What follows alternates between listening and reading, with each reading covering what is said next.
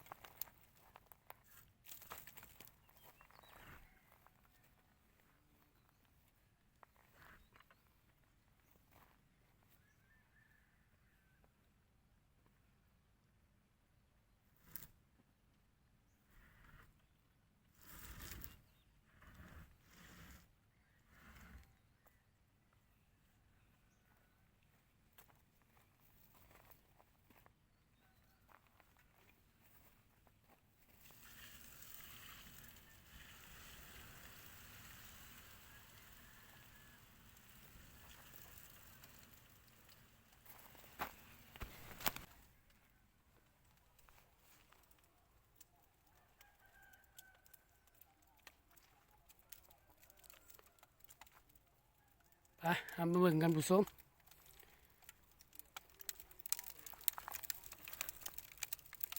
เห็นว่าทานเนาะก็ยังบ่เหมาะเนาะปะไว้1 มื้อสาเหตุก็ย้อนว่าเตาเฮามันผิวแน่เห็นบ่ผู้ชมมีแต่ควัน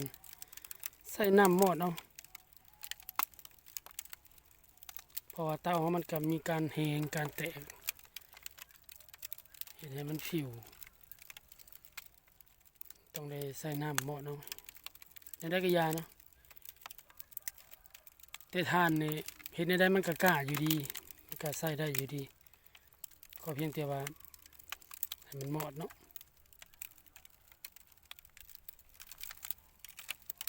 ด้านหน้าเต้านี่มันจะหมุนหรือว่าแตกในกับทางกลางเนาะส่วนขอบนี่มันยังเป็นแทงเอามาเก็บขึ้นผู้ชมบัดนี้แล้วมาเบิ่งอีกบัดหนึ่ง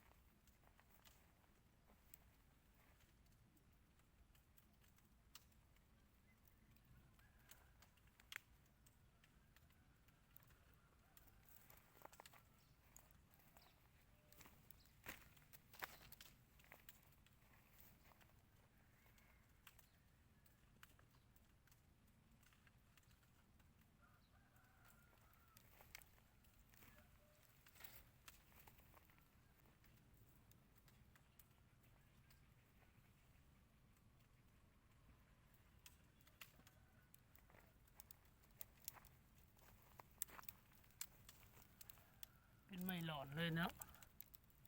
ภาพไม่หลอนเลย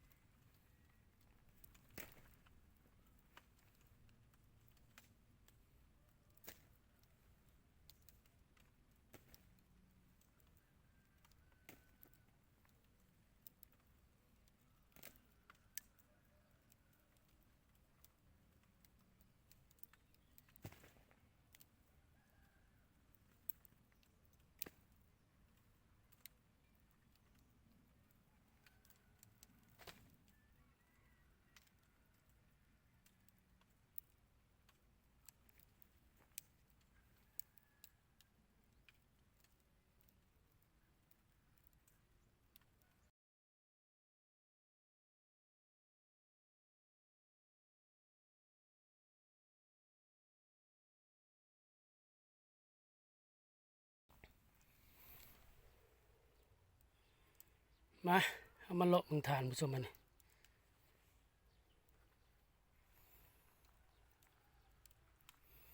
ที่ว่าเป็นทานที่งามหลายผู้ชม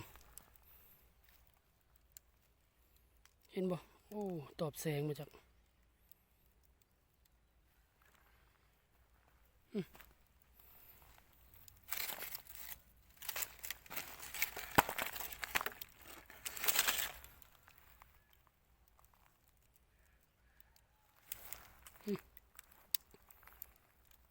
ทานที่สวยงาม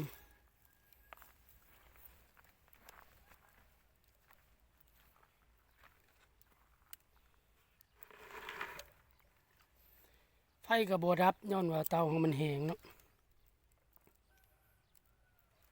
เก็บขึ้นมาก็ยังบ่เบิดดอกยังมีอยู่แต่ว่าให้ผู้ชมเบิ่งทานก่อนนี่เป็นทานที่งามดำงาม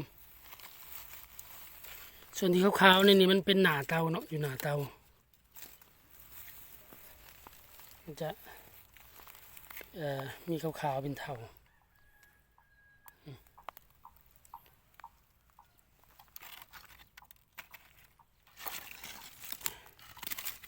ไม่กันยังเรือเลยนี่กาบมียังเลยงามหลายใส่ได้เตาซีเมนต์เฮาแทงหนึ่งที่ว่าใส่ได้ฐานที่งาม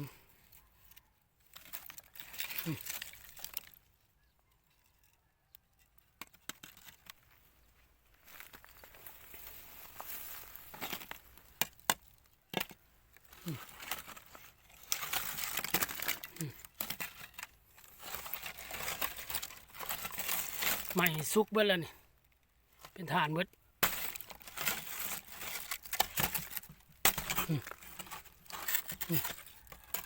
ซุกเรียบร้อยที่ว่างามฐานที่สวยงามหลายไม่เป็นไม้ดอกน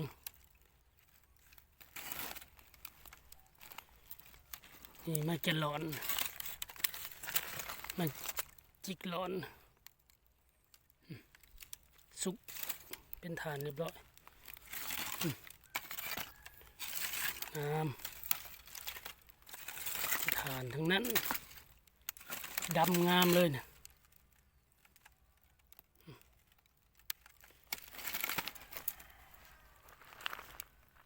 ถือว่ารอบนี้นี่ถือว่า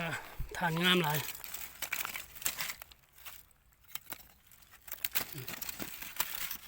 ทั้งมันไม่ดอกไม่นะก็เป็นฐานงามสุกเบิดเป็นฐานเรียบร้อย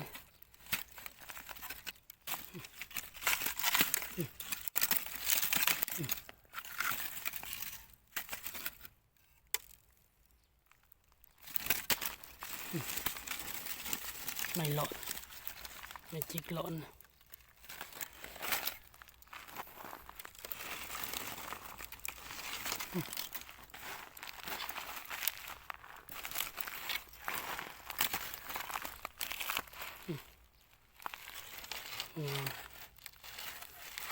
ฐานที่งามหลายคงสภาพเดิมเลยไม่หลอน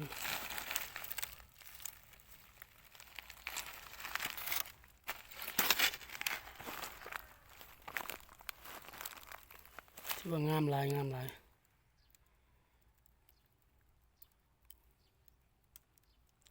รอบนี้นี่นะจะบุรุษ4 สอบเลยได้เต็มส่วนเต็มเตาเราได้ถือว่าเต็ม100%ได้4 สอบเป่าเข่าเป็นฐานที่งามดำงาม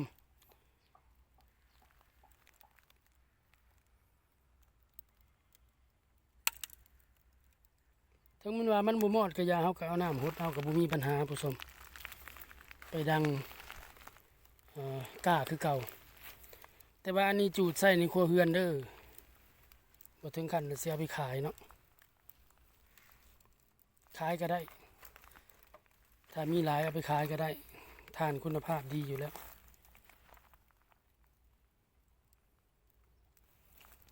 งามหลายงามหลาย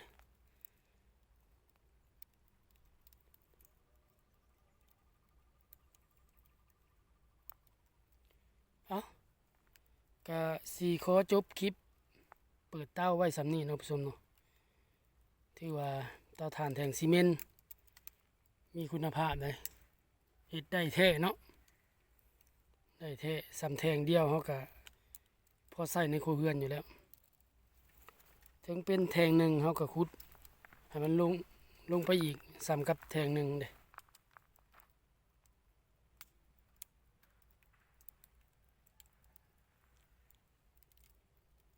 ถือว่าได้เรื่อง